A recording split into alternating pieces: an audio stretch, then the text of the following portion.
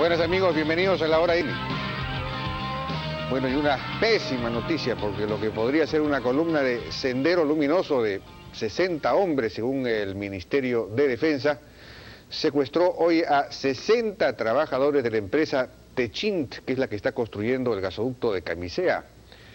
De esos 60 trabajadores secuestrados, 8 son extranjeros. Esto se produjo en el campamento de Tocate en la Mar, en la selva de Ayacucho. Y hay informaciones, pero no confirmadas, que señalan que se estaría exigiendo un rescate de $1 millón. El ejército, al parecer, ha salido en búsqueda o tras los pasos de esta columna. La modalidad de secuestrar y pedir rescate, o por lo menos de secuestrar, ha hecho saltar la hipótesis de que podría tratarse de las FARC, pero considerando la distancia, en fin, y lo más probable es que se trate de la conocida columna de Sendero Luminoso que opera precisamente entre los valles del Eni y del río Purímac, ¿no es cierto?, y que anida ahí en Vizcatán, no tan lejos finalmente de esta zona. Y en este caso, pues sí, Sendero habría cambiado de modalidad, quizá influida por las FARC o por el narcotráfico. Lo grave es que ya se sabía desde hace varios meses que Sendero Luminoso estaba preparando un golpe contra Camisea. Ha sido una operación planificada durante varios meses por esta columna sobreviviente de Sendero Luminoso que hemos mencionado. De hecho, el Ministerio del Interior, desde diciembre del año pasado, por lo menos antes del cambio de ministro, recibió información de que Sendero Luminoso estaba planeando un golpe a Camisea. Y esa información incluso la confirmó, como vamos a ver en los datos. Era un asunto que se sabía y sin embargo se permitió que ocurriera, lo cual implica pues doble negligencia, es una cosa imperdonable, porque se trata en realidad pues de una pésima noticia. Entonces viene a sumarse a esta huelga del SUTEP, liderada, hecho ese de paso, por primos hermanos de Sendero Luminoso, ¿no?, como Patria Roja y Pucallacta, y además dentro del SUTEP con una cierta participación del propio Sendero Luminoso. Y viene a sumarse pues a esta huelga que no termina, y a la ola de desórdenes que ha sembrado dudas incluso acerca de la viabilidad del régimen político en el país.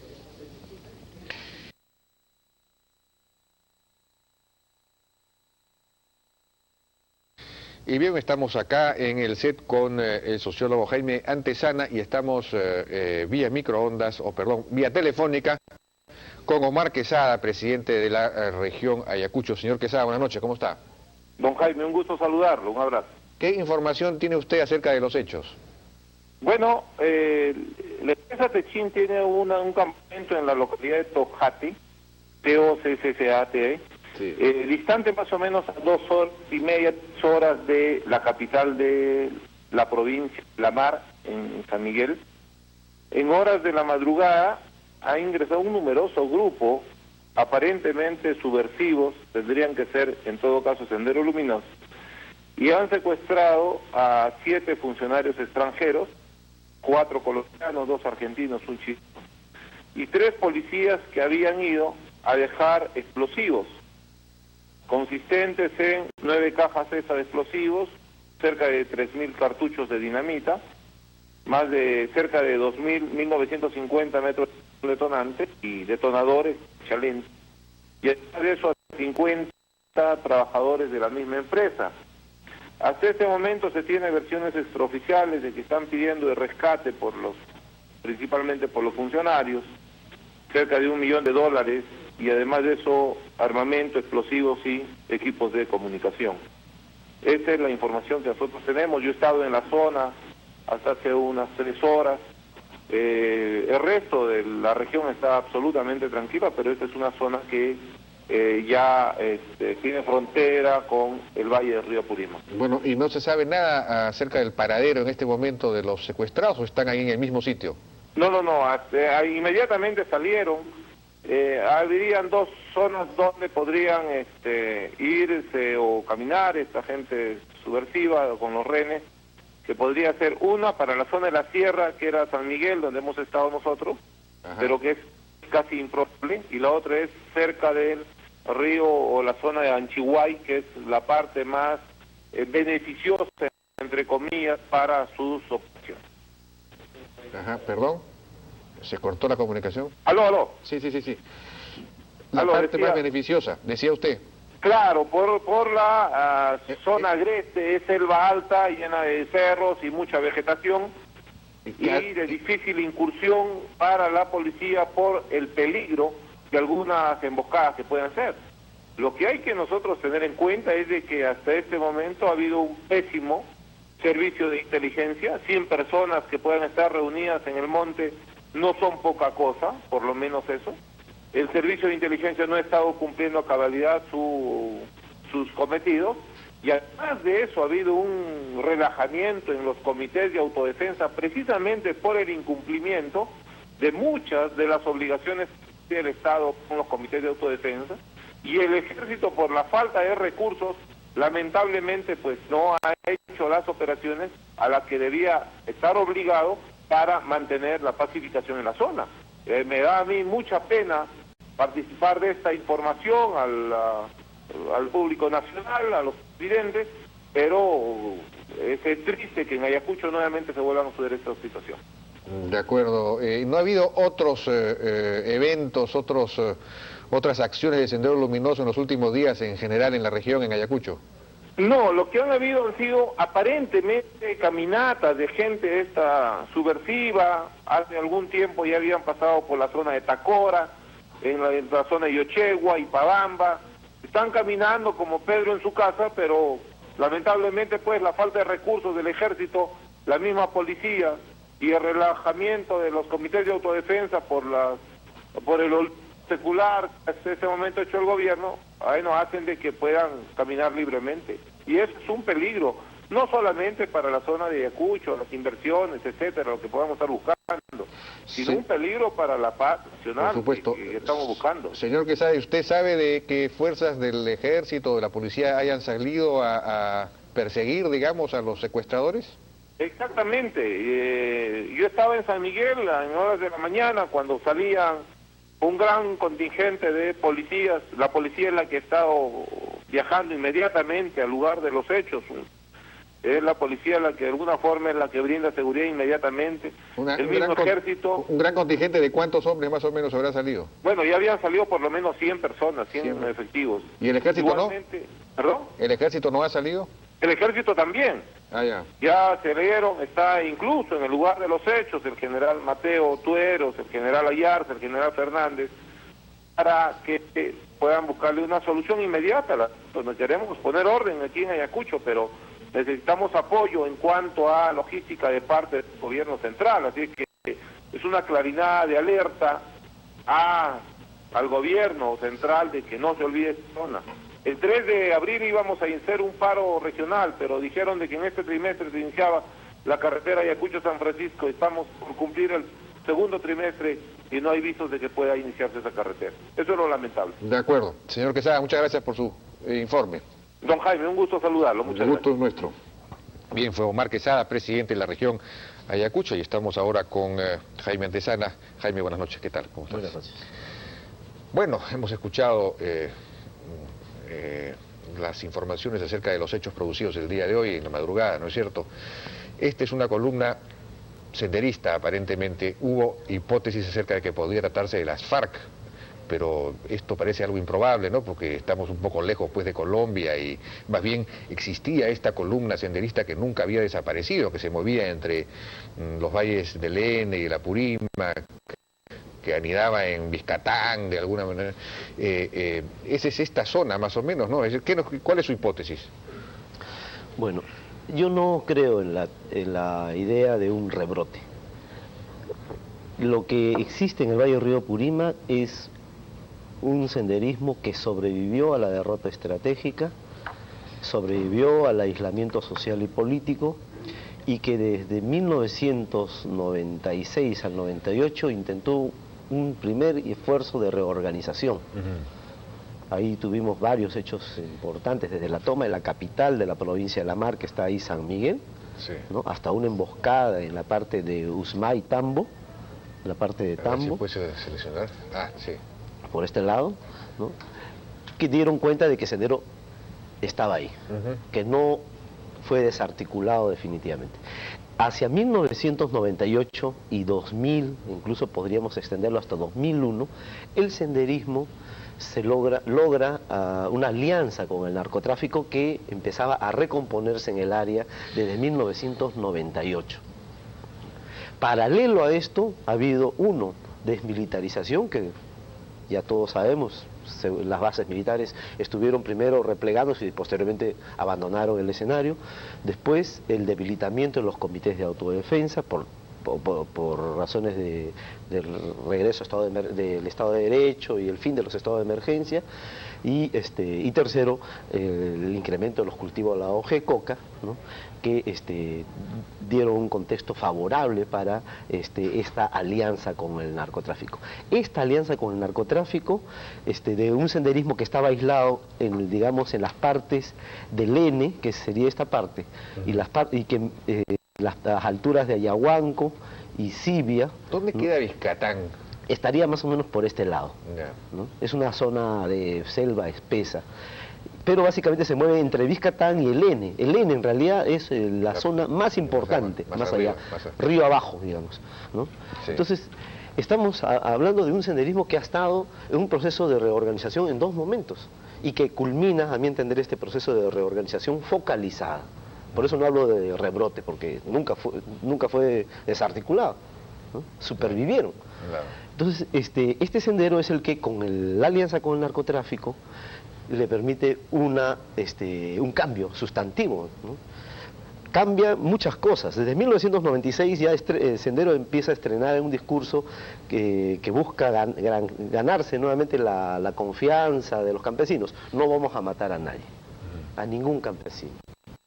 Cometimos un gran error al matar campesinos. Segundo, empieza también desde 1999 y 2000, con mayor precisión, a promover los cultivos de la hoja de coca, que la gente de la sierra, de las comunidades altoandinas, bajen hacia el valle, ¿no? Y con esto, sin duda alguna, lo que buscaba era tratar de encontrar lo que después, hacia el año pasado, se convierte en un elemento central de la construcción de una nueva relación con la población campesina, de la cual se encontraba, y creo que todavía se encuentra, aislada en términos globales. Es decir, la defensa de la hoja de coca. Sendero entonces ha experimentado, con la alianza con el narcotráfico, no solo un mejoramiento de sus condiciones de vida. Hoy ya no roban, ya no asaltan, compran con dólares. Hoy, ¿que se han vuelto narcotraficantes? ¿O? Están, por supuesto, en una alianza con el narcotráfico. No sé si se habrán convertido en narcotráfico, pero lo que está mostrando el secuestro de Tocate, ¿no?, es una suerte ya de mercenarización, ¿no?, una expresión del bandolerismo, porque acá, ¿cuándo Sendero ha secuestrado? ¿No? Lo que viene a la memoria es el secuestro, pues, de los que estuvieron en la casa del embajador japonés. Eso fue el MRTA. Eso fue el MRTA, claro. Pero el MRTA sí secuestraba a empresarios, por ejemplo, para obtener plata para la revolución, entre comillas. Sí. El Sendero nunca fue una práctica. Así es. Entonces, segundo, nunca, el MRTA sí pedía cupos. El Sendero no secuestraba, ni menos pedía plata, con $1 millón para la libertad ahora de los que quedan en sus manos. Bueno, esa información no ha sido confirmada, ¿no? No, en Ayacucho sí. ¿Sí? En Ayacucho sí, me han llamado personas de Pichihuilca y de Ayacucho y me dicen, están pidiendo $1 millón, ¿no? Bueno, entonces, ¿esto qué es? Esto no es el senderismo, claro, pues, de superar el recodo, de desarrollar la guerra popular hasta la victoria final. Esto es una suerte de... no es un golpe, digamos, dentro de una estrategia política, de terror político, sino es un... De mercenarización, de bandolerismo. Sí. Creo que esa era una de las cosas que más o menos hace algunos años se esgrimía como el nuevo perfil de este senderismo post-Guzmán. Pero es una especie de colombianización también, ¿no? También, por supuesto que sí, claro que sí. Porque eso es lo que ocurre en Colombia también. Por ejemplo, respecto a lo de la FARC. Lo de la FARC, sí hubo contactos en agosto del año pasado, hubo contactos entre la FARC, gente de la FARC y el senderismo. Cosa que seguramente los servicios de inteligencia lo deben saber y tener en cuenta. No sé si esto obedecerá a esos contactos. Lo real es que no hay una presencia militar, ¿no? ¿Y es un sendero mejor armado? Por supuesto que sí. A eso cambio las condiciones de vida, están mejor alimentados, tienen mejores armas, tienen un sistema de comunicación mucho más moderno del que tenían incluso a lo largo de los 80. ¿Y cuántos hombres son? armados. Bueno, es muy difícil establecerlo porque en eso no soy experto, pero la gente habla y son, digamos, 150, 200 serán, pues, en toda esta zona, ¿no? ¿Y por qué no ha sido posible combatirlos, eliminarlos, destruirlos? Bueno, ¿O no había voluntad política o es muy complicado encontrarlos? Bueno, en ese sentido sí tengo que ser absolutamente claro. Desde desde el 2001, vengo conversando con los diversos ministros del Interior, ¿no? Primero con el Quetín Vidal, después con el ministro Gino Costa, y ahora último hemos estado incluso con los ronderos del ENE, con el ministro Sanabria. Y en todo momento los campesinos ronderos le han dicho: señor, nosotros queremos una labor eficaz, voluntad política concreta.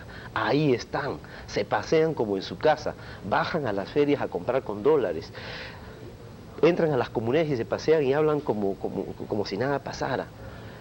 Nos quitan nuestras armas, pero después nos los devuelven y dicen: con esto no nos van a derrotar. Vayan y avisen a la policía y al ejército que estamos acá. Encima, entonces se han dado el lujo. ¿Por qué? Porque hay un vacío. No hay policía que llegue ahí, no hay ejército, y los comités de autodefensa hoy están en una situación de debilidad orgánica, ¿no? Eso es entonces el contexto que favorece que Sendero entre el 2000 y 2002 haga una presencia, claro, siempre desde la periferia, ¿no? Pero tenga una presencia importante y haya logrado lo que yo llamo la culminación de un proceso de reorganización focalizada. Ya no podemos hablar de remanentes que están sobreviviendo a la justa, que no son capaces de dar nada. Tampoco podemos sobredimensionar, estamos hablar de un rebrote y que Sendero vuelve a ser un grave riesgo para la gobernabilidad y el régimen político. Tampoco. Sin embargo, creo que por las características... Es un Sendero bandolerizado, son bandoleros. Sí, mercenarizados. Pero organizados. Organizados, por supuesto que sí.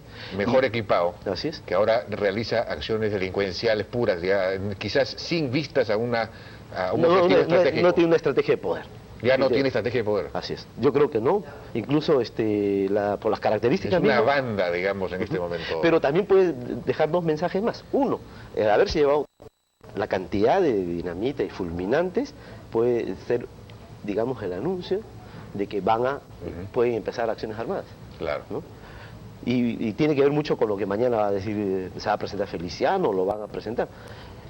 Feliciano se ha derechizado, digamos, en el sentido senderista, ¿no? Ha dicho que fue un gran error todo esto. Probablemente tenga que ver con eso. Sea un mensaje de decir: nosotros sí estamos dispuestos a continuar la guerra. Ajá. Claro, es una respuesta a la comisión, digamos, al senderismo que está hoy en la tesis de la solución política, ¿no? Y también a Feliciano, que los abandonó después de su captura, se fue yendo a los extremos de sus posiciones, digamos, ¿no? Respecto a lo que él estuvo hasta el 99, el día de la fecha de su captura. Ahora, otra cosa es un golpe a una de las empresas más importantes. El proyecto Camisea es uno de los proyectos más importantes. Pero eso sí, pues, tiene todavía un elemento de senderismo originario. Por supuesto, es decir, que sí, saber golpear aquello ahí donde duele, donde le duele a la economía, a la inversión. Esto puede poner en cuestión toda la inversión que incluso a través o que el AIDE da para los programas de desarrollo alternativo. Y sin duda alguna esto no es cualquier hecho. No solo está golpeando a Camisea, que es la empresa de uno de los proyectos más importantes y auspiciosos para el país, sino está también dando una señal de alerta, de alarma a toda la inversión de la cooperación internacional. Y probablemente quisieran con esto una retracción de ella para que prosiga el tema de la coca. Claro. ¿No? Porque Sendero, entre septiembre y octubre del año pasado, dijo: hay que defender la coca. Claro. Y en eso se emparentó con la Federación de Cocaleros y con el movimiento Humala, ¿no? Que también llegó y hizo un pacto de defensa de la hoja. En última instancia podría haber una estrategia del narcotráfico, pues, ¿no? Porque obviamente la presencia de Camisea en esta zona implicaba un principio civilizador, un principio el establecimiento de un orden, digamos, legal, ¿no es cierto? Que de alguna manera pues podía ayudar a neutralizar las acciones del narcotráfico. Pero obviamente si tú golpeas Camisea, provocas un desbande, entonces entronizas nuevamente al narcotráfico en la zona. Yo creo que sí. Creo que es parte de eso. No sabemos. Pueden haber muchos operadores al interior de todo esto, pero sin duda alguna eso alimenta más el escenario de inestabilidad política.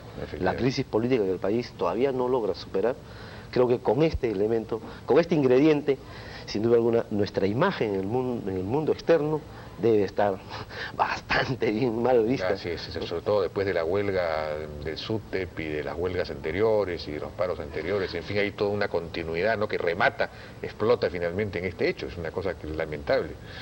Claro que no podemos decir que eso obedece a una sola estrategia, ¿no?, pero vemos una continuidad preocupante, ¿no? Sí, y finalmente yo quisiera entonces saludar la iniciativa, la decisión del ministro de Defensa, que lo he escuchado hace un instante, decir que pone a las Fuerzas Armadas en la zona.